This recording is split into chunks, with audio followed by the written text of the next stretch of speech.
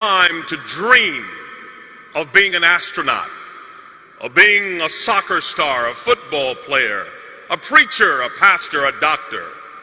But for me, life was so horrific, with so much vitriol and pain, I wanted to die.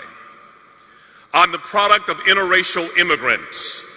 My grandmother was tall, white, and thin from Germany, and we called her French fry. My grandfather was a big, burly black man from Cuba, and we called him Hamburger. Hamburger met French fry and created a Happy Meal.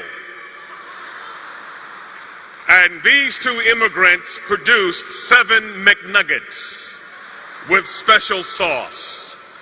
We would joke that we would have Wiener Schnitzel with salsa for Thanksgiving. My grandfather had to hide the fact in the 1940s in America that he was married to a Caucasian woman. But one wedding anniversary, he had a flaw. He liked to drink overproof Cuban rum. And one evening he was inebriated.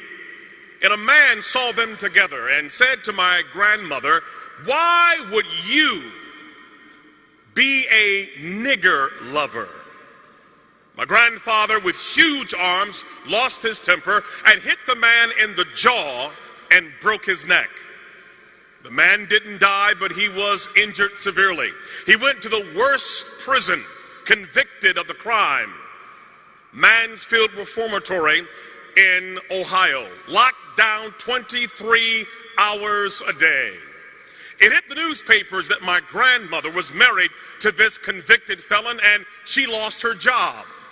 But being a German woman, she didn't complain or whine or woe is me. She began to work odd jobs, cleaning other people's houses and toilets, taking care of their children. But as she was working, she would have fainting spells, passing out doing her job.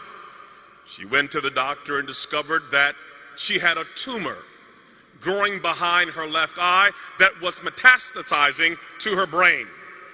And the doctor said, "We have to take out a third of your face, your eye. You will be malformed and disformed and disfigured for the rest of your life." What do you do when the American dream becomes an American nightmare? She could not work. She was sick and mutilated. My grandfather's in jail, and day by day they lost everything that they had acquired. They lost their house, they lost their car, they lost their furniture, they lost their dignity, they lost their self-esteem, and they were living in the streets like animals.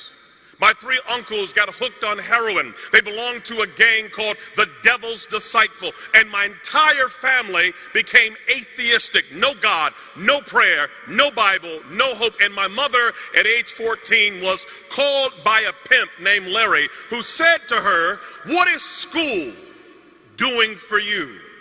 You are sitting on a gold mine." She said, "Where?" He said, "You're sitting on it."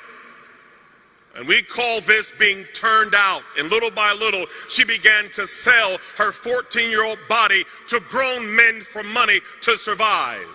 It's called turning tricks. And at age 16, she got pregnant. We call it having a trick baby. 2 strangers meet for a business transaction, and there's a mistake. The pimp said, "You can't make any money having a baby in the oven. We have got to kill this baby." They kicked her in the stomach. They fed her alcohol. They gave her drugs. They took a hanger and stabbed the baby over and over again. But the baby would not die. The baby was born 2 months premature with no pancreas, a learning disability, a bladder too small, unable to function, a severe stutterer. We call it a trick baby. Nobody wants the baby. No hope, no future. Kill it was the word. That baby was me. I'm the lowest of the low. I come from the guttermost. I come from a hellish condition. And so when I would go to school, I couldn't talk. I stuttered so severely from the trauma. My mother had a madam who hated men. Her name was Dolores, and she was a sadist. And when she would watch me, she would take a broomstick and stick it in a place where no boy should have any object in his body. And when you are tortured like that, you learn 4 things. Don't talk, don't trust, don't feel, and pretend nothing is happening. And by age 10, I had had enough. I wanted to die.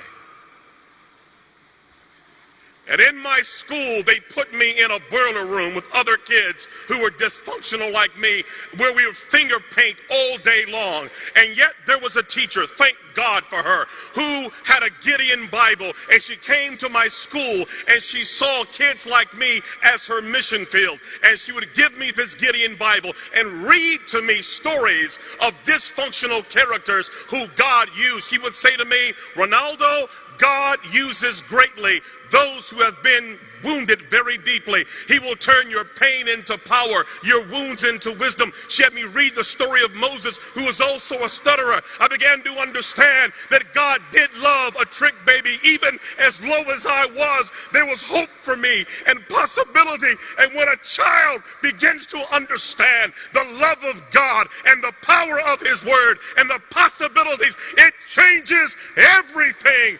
How can a young man keep his way clean? By taking heed according to your word. Your word have I hid in my heart that I may not sin against thee. I began to memorize the Bible, that Gideon Bible, reading 2,000 scriptures. And when you put that kind of word in a life, something begins to happen. My stuttering went away. I stopped wetting the bed. I stood tall. I became valedictorian, became a pastor, and preached until everybody in my family got saved. Why? Because somebody placed a Gideon Bible in a woman's hand that changed a life forever. Yes, I was born a trick baby, but the trick was on the devil because of you and the power of the word